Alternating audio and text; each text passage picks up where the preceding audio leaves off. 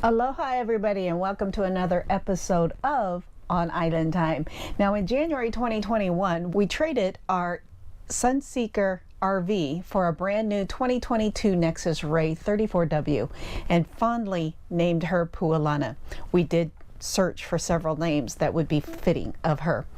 Now, we have been camping and traveling in it for over the past year. In this show, we'll talk about all the challenges, upgrades, and repairs we've gone through since then.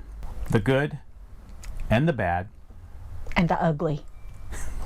We'll also discuss the top 10 things we love about our new Pualena and the top 10 things we don't like. We'll also talk about some of the changes we've made to make the RV our own. Now, we can't wait to share all of the good and the bad things we experienced over the past year with you. So, if you're ready, let's get started. Aloha. Aloha.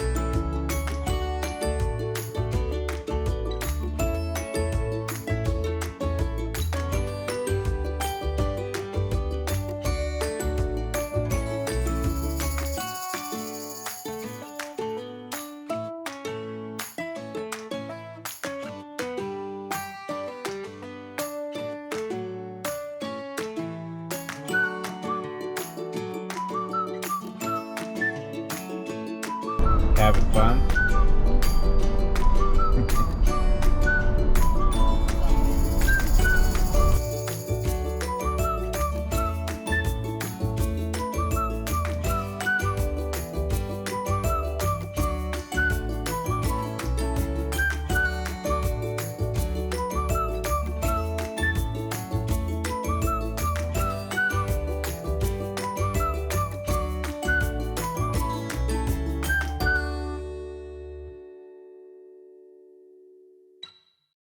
We've had the pleasure of using this rig for a little over a year now, traveling a total of 10,496 miles, visiting 17 campsites, and we've even had a chance to stay at a Harvest Host and make a few pit stops at Cracker Barrel. Along the way, we faced a few issues, of course, including a leaky wheel bearing seal, a brake alarm, and a frustrating jack alarm. Despite these challenges, we've been able to fix all of the problems through either Nexus, an RV repair center, or our own handiwork. We understand that these issues are fairly normal when breaking in a new RV, and it really didn't come with a lot of surprises. No. The one thing that did impress us was the fuel mileage.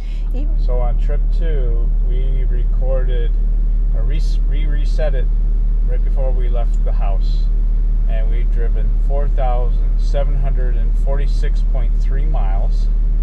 We've averaged 9.0 mpg, and the driving time, and that's actual engine hours, it could be idle or it could be driving down the road, but anyway, that is a total of 87.1 hours.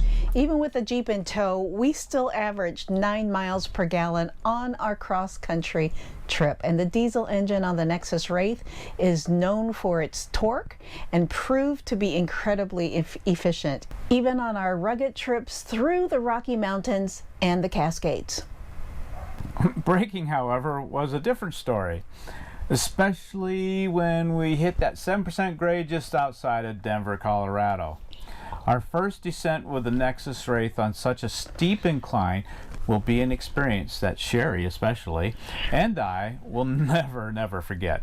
While going uphill was not as stressful, of course, slowing down on a 7% grade proved to be a bit of a challenge. Especially without the exhaust brake.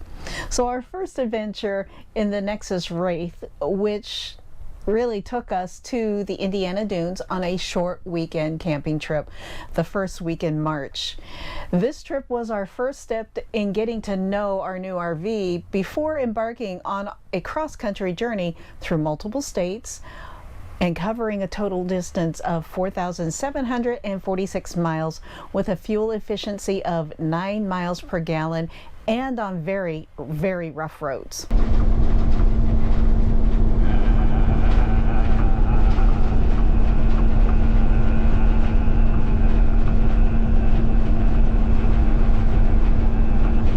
Route 76 sucks. It's not as bad as some of the roads we were on, but it's definitely got a beat to it. Despite a few setbacks on our trip, such as the water heater stopping due to a blown thermal fuse, which cost us half a day, our journey was mostly trouble-free. However, we encountered several minor annoyances, including falling bedroom door, burnout rear signal light, a faulty propane tank gauge, and various leaks and loose fixtures. And let's not mention the dead, not forgetting to mention the dead battery that we had in the Jeep along the way. Several times. So now with all of the problems we encountered out of the way so far, here are the top 10 things that we like about our new RV and the 10 things that we don't. We'll start with the stuff we don't. Number 1, some issues that we experienced could have been avoided. And we believe that the manufacturer could have prevented some of the problems we face, but not all of them. For instance, our bedroom slide door fell off the ceiling due to a manufacturing error that misplaced a supporting beam in the ceiling.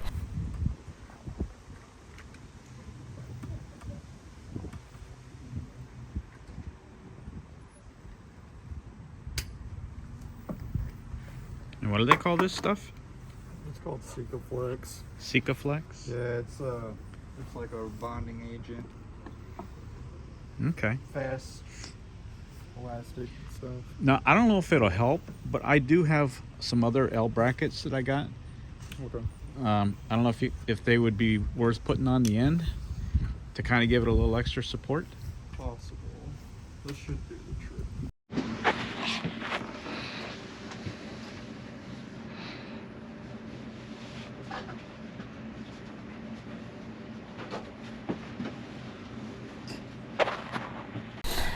Additionally, the propane tank always registered full. Not very convenient when you're using your propane in the middle of winter, which could have been caught at the manufacturer. However, in their defense, the high turnover of skilled workers during the COVID outbreak did make it challenging for them to maintain quality. So we'll give them a break there. 2, the lack of side balances in the bedroom windows, and one here in the house. Hi guys, this is me again. I want to show you an example of the gap, and hopefully you'll be able to see it because I'm going to turn off the lights.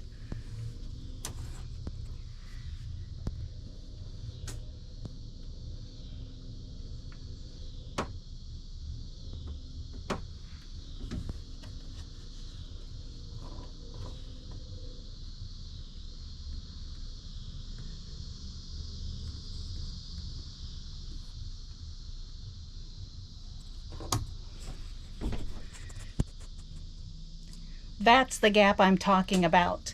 And so I'm making makeshift curtains for the sides to eliminate that gap. And I'd like to know what you think. I will show you the completed project as soon as I get all of the side shades up. And please leave a comment below. Let me know what you think. How you doing? So anyways, I wanted to ask you guys a question.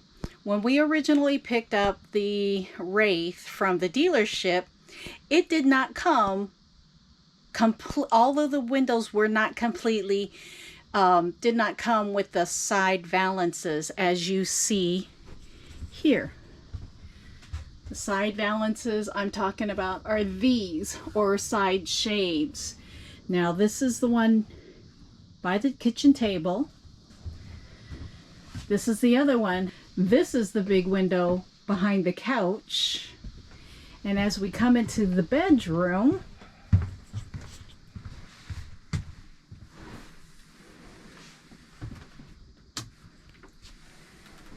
this is the big window in the back of the RV.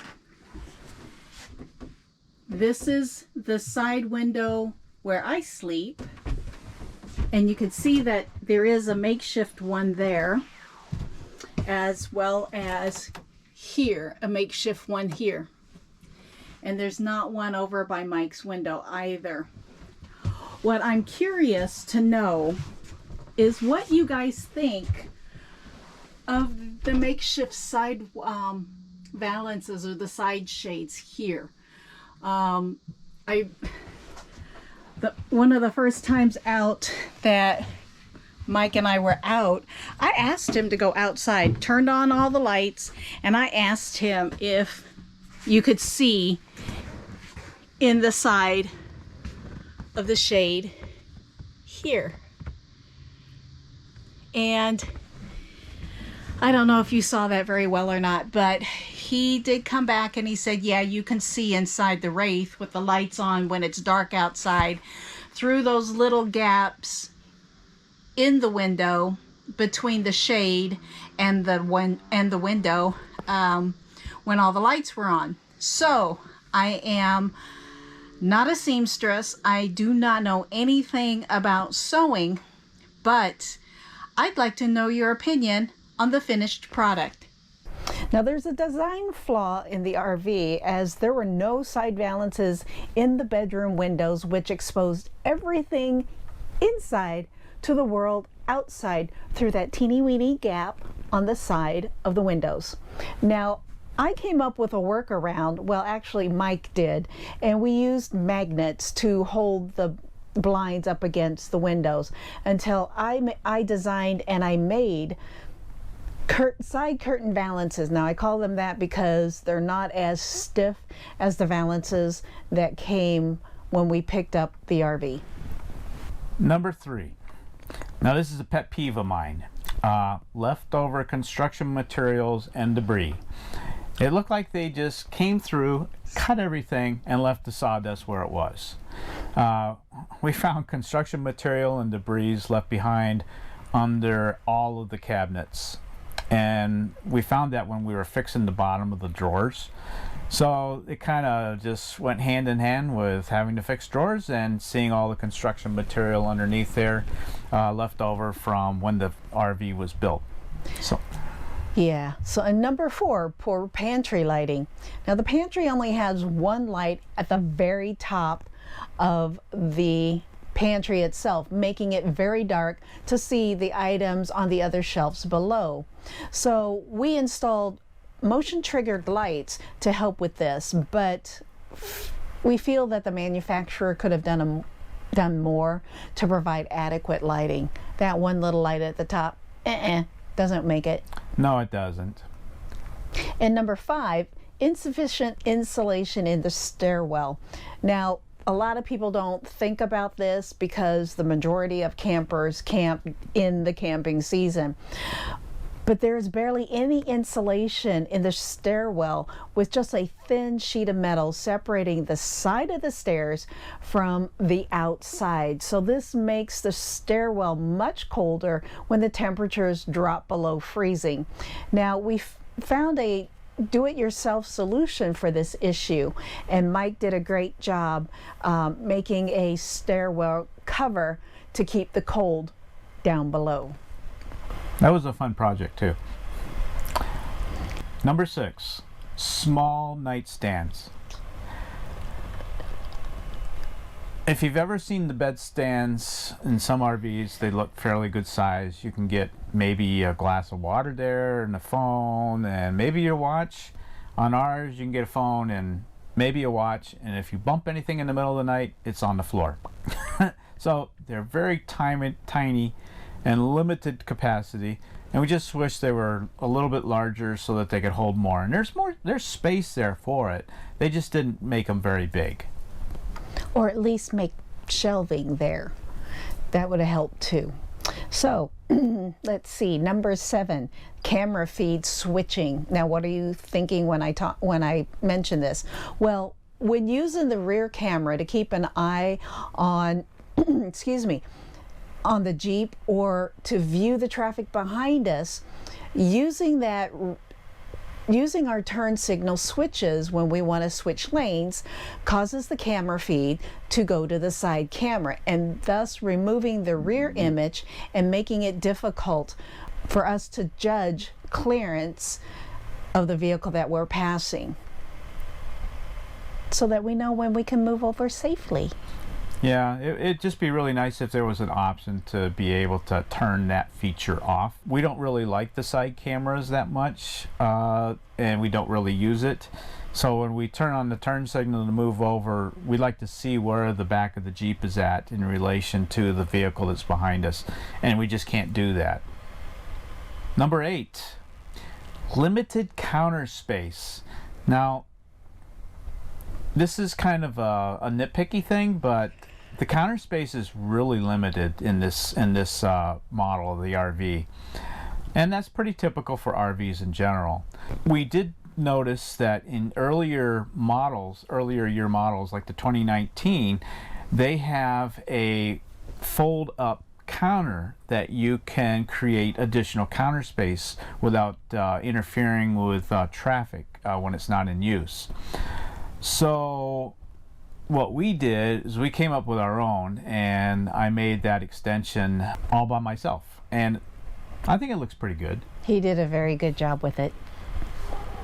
And we just feel that it's a shame that the manufacturer is no longer offering that extension counter. Because as the ladies will know, yes, you need more counter space. So number 9, uncomfortable ride. I was looking at some of the footage from the bike ride. What's that? What's that? I don't know, but it fell. Well, the ride of the RV is very rough, especially when you're going over very rough, unmaintained roads. And there are expensive aftermarket upgrades, such as liquid springs, to make it more comfortable. The manufacturer now offers liquid springs on its newer models, but at a cost that's double what Liquid Spring charges if you were to go directly to them. Now, if you don't know what Liquid Springs is, it's a full rear suspension replacement. In some model RVs, they can replace the front part of it. We just have leaf springs in the backs and shocks in the front. So every bump that we hit along the way, expansion joint, it is jarring. And you know, we're already rolling down the road in a mobile earthquake, so we don't need any more shaking and rattling going on to loosen something else up. So we just wish that the ride was a little bit better coming out. The Ghost, which is a model up from this one, does have air suspensions, so that does help with the ride. Shake, rattle, and rollin'. Number 10. VGT brake is not enabled by default in the Nexus Wraith. It's basically programming the turbo through the ECM, the computer, and connecting a switch up to the dashboard to enable it. It's a very inexpensive addition, and it would have helped us tremendously if we had had it in the 7% grade that we went through in the Rockies. We really wish we had had it. We tried to get it, we couldn't get it because the Rush International dealer didn't really know what we were talking about. we believe that that should be included as a standard feature on all of the Nexus Wraiths and even the Triumphs, which doesn't have the VGT enabled either. Now for the 10 things we like. And number 1, the roominess. We have 2 slides, and one is in the house and the other is in the bedroom. And when they're extended, there is so much room to move around and enjoy the comfort of being in our RV. Number 2, I think all RVers appreciate storage. And we certainly do appreciate the ample storage that this RV has for us. We have more than enough storage space to accommodate all of our belongings and all of our camping gear.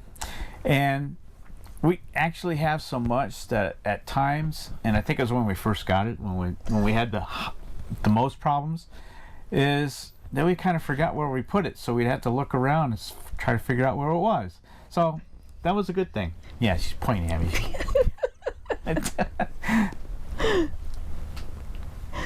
And number 3, water storage. So with an 84-gallon water tank, we can enjoy extended trips without worrying about having to refill frequently, which is a major advantage, especially when you're boondocking. You like to have that extra water, but when you're boondocking, you're extra careful with it, even though your tank is big. When we had the Sunseeker, we only had a 39-gallon tank, 40-gallon. And it was pretty typical that if we went on a 3-day camping trip, we left Friday, and by Sunday, if we were taking showers and doing just regular cleaning, we would be out of water by the end of the weekend. By the weekend. Yeah. So it was great because then we didn't have to worry about, driving back with all the water. But on the downside, we did run out of water once or twice. Yeah, we did. Number 4, Max Air Fan. I can't say enough about this thing. This feature is a lifesaver, and it has helped regulate the temperature inside the RV, and it reduces the workload of our air conditioner when we're in temperate temperatures. It also serves as a quick vent for any smoke that may arise from cooking or making toast, for that matter. Yeah, we love it. We love it. And another thing about the Max Air Fan is you don't have to worry about leaving it open. If you do and it starts raining, it will close automatically. It senses the water and it'll close. The downside to that is you just have to open it back up. Yeah, that's pretty cool. So number 5, the convection microwave. Now, I've never used one before, so this appliance is a real gem as I've gotten to know it. Now, the reason why I call it a gem, because it supports both the microwave function as well as the oven convection way of cooking. I think ovens convect, don't they? Mm-hmm. Okay, so this saves space by freeing up the counter space below the stovetop for additional storage, such as shelves, and it operates on electricity instead of propane. And number 6, my bestie, being able to walk around the bed. Now, the bed in our previous RV was located in a corner, so it made it difficult to access the inside of the bed, which is where I slept, so I had to crawl, as well as making it difficult when you're making the bed. So with Pualena, we're able to walk around the bed, we're able to enjoy the easy access and the comfort of that, and it just makes making the bed easier. 2 people can do it instead of just me or him. Number 7, the diesel engine. The Cummins diesel engine is a game changer, and it provides a much smoother ride compared to the gas engine that we had in our previous RV. It also has no trouble towing the Jeep, making for a pretty stress-free driving experience. We don't have to worry about going up hills and not being able to make it up. because we're slowing down traffic behind us. We were able to keep going at a pretty good clip, even uphill, towing the Jeep. So that was great. Number 8, improved fuel economy.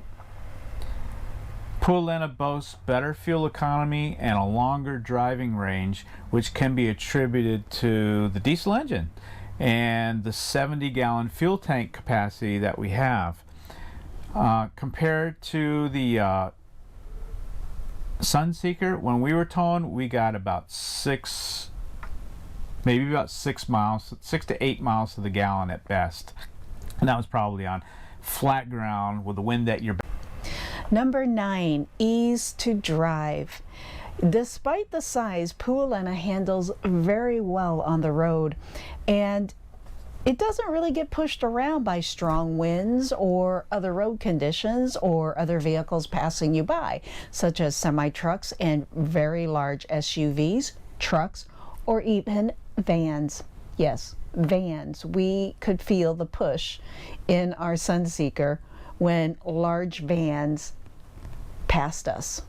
And yes, she is easy to handle, and I do drive her as well as Mike, so I enjoy driving her as much as I enjoyed driving the Sunseeker. Sometimes we have to fight for it. Yeah, we do. Last but certainly not least is the solar power.